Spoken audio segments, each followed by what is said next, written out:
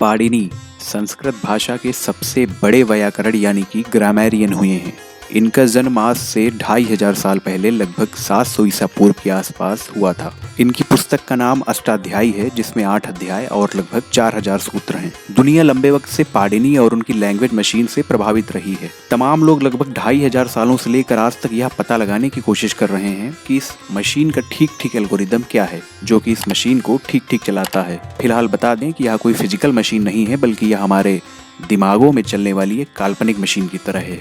इसी मुश्किल सवाल का उत्तर खोजने में सफलता प्राप्त की है डॉक्टर ऋषिराज पोपट ने, जो कि कैम्ब्रिज यूनिवर्सिटी के पीएचडी के छात्र हैं, जो कि भारतीय मूल के रहने वाले हैं और गुजरात राज्य के हैं। ऋषि बताते हैं कि मैंने इसी प्रश्न का उत्तर खोजने की उम्मीद में कैम्ब्रिज यूनिवर्सिटी में अपनी पीएचडी शुरू की, लेकिन कैम्ब्रिज में बिताए गए कुछ महीने कठिन थे। मैं इसमें लगातार कोशिश कर रहा था और मैं इसे छोड़ने भी वाला था, और तभी मेरे पर्यवेक्षक ने कहा कि यदि आपका समाधान बहुत जटिल है तो शायद आप गलत हैं। मैंने उनकी सलाह को माना और कुछ ऐसा ढूंढना शुरू किया जो सरल हो, सुरुचिपूर्ण हो और प्रभावी हो, और इस तरह मैं इस पहेली का हल ढूंढने में सक्षम हो पाया। पाणिनि को भारत और साथ ही दुनिया भर में इसलिए याद किया जाता है कि वे पहले भाषाविद थे जो मानव भाषा की संरचना को अपने व्याकरण के अंदर सुंदर ढंग से सुव्यवस्थित करने में सक्षम थे। इसी क्रम में उनके व्याकरण में लगभग 4000 नियम हैं। अब आते हैं कि आखिर ऋषिराज पोपट ने ऐसा क्या खोज निकाला है। पाणिनि के व्याकरण में किसी भी शब्द को बनाने के लिए आप आधार और प्रत्यय से शुरू करते हैं, और इसी के क्रम में आप नियमों की एक श्रृंखला भी लागू करते हैं। शब्द व्युत्पत्ति के एक ही चरण में अक्सर 2 नियम एक साथ लागू होते हैं, तो संशय यह पैदा होता है कि आप कौन सा नियम चुनते हैं। पाणिनि के व्याकरण पर पहली टिप्पणी लिखने वाले विद्वान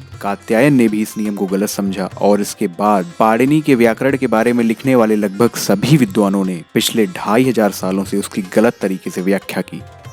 यानी कि अब तक जो नियम था वह यह था कि यदि एक साथ 2 नियम लागू होने की स्थिति बनती है तो व्याकरण के क्रम में बाद में आने वाले नियम को चुना जाता है। ऋषिराज पोपट ने इसी नियम की एक बार फिर से व्याख्या करते हुए बताया कि यदि एक ही साथ एक ही चरण में 2 नियमों में टकराव की स्थिति हो तो वह नियम लागू होता है जो शब्द के दाहिने हिस्से पर लागू होता है, और इस तरह हमें इस मशीन को चलाने वाले एल्गोरिदम का पता लगाने में सही और ठीक मदद मिलती है। और इस तरह बिना किसी अपवाद के लगभग सभी संदेह खुद ही खत्म हो जाते हैं और हमें स्वतः सही उत्तर मिल जाता है। अब आ जाते हैं कि इसका फायदा क्या होगा। इसका सबसे बड़ा फायदा यह होगा कि हम अपने कंप्यूटर को भी पाणिनि की यह व्याकरण बिना किसी कंफ्यूजन के सिखा सकते हैं। ऋषिराज पोपट इस बारे में आगे कहते हैं कि यह न केवल मशीनों के साथ मानव संपर्क के इतिहास में बल्कि भारत की बौद्धिकता के मामले में भी एक मील का पत्थर है। वो आगे कहते हैं, मुझे लगता है कि यह भारत के लिए और विशेष रूप से भारत के युवाओं के लिए प्रेरित होने का एक महान अवसर है कि उनके पूर्वज पाणिनि, जो कि एक शानदार प्रतिभा वाले थे, उन्होंने लगभग 2500 साल पहले सीमित संसाधनों के होते हुए भी हमें इतना कुछ असाधारण दिया, तो आज के वक्त में भी हम काफी कुछ बेहतर कर सकते हैं।